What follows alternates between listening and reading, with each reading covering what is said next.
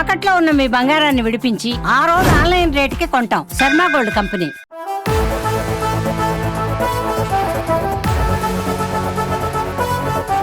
రెండు 2024ను మెగా నామ సంవత్సరంగా క్రియేట్ చేసిన మెగా హీరోస్ అదే ఫామ్ను 2025లోనూ కొనసాగించాలని చూస్తున్నారు.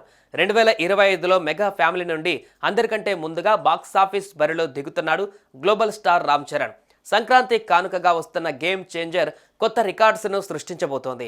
విడుదలకు ముందే ఓన్లీ తన కటౌట్తో ఇంటర్నేషనల్ వండర్ బుక్ ఆఫ్ రికార్డ్స్లోకి ఎక్కాడు గ్లోబల్ స్టార్ రామ్ చరణ్. జనవరి 10న థియేటర్లో మెగా ఫ్యాన్స్కు అసలు సిసలైన సంక్రాంతి స్టార్ట్ కానుంది.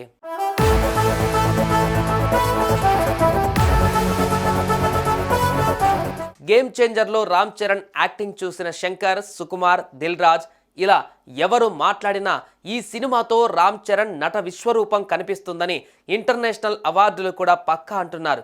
పుష్ప డైరెక్టర్ సుకుమార్ అయితే చరణ్కు నేషనల్ అవార్డు వస్తుందని డిసైడ్ అయిపోయారు.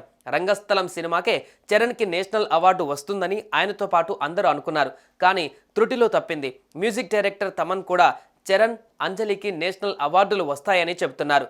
చరణ్, సూర్యాల మధ్య వచ్చే ఓ ఎపిసోడ్ ఫ్యాన్స్కు మంచి హైప్ ఇస్తుందని, అదే సీన్లో చరణ్ విశ్వరూపం చూపిస్తాడని అంటున్నాడు తమన్.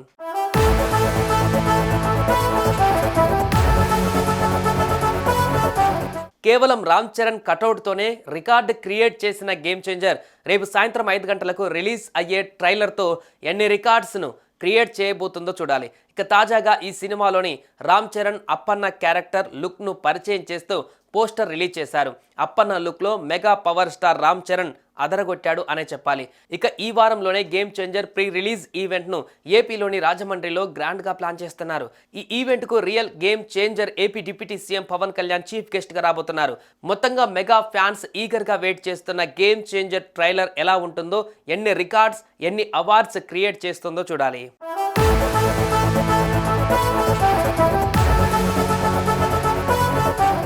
సుమన్ టీవీలో మీ పర్సనల్ అండ్ బిజినెస్ ప్రమోషన్స్ కోసం కింది నెంబర్కి కాంటాక్ట్ చేయండి.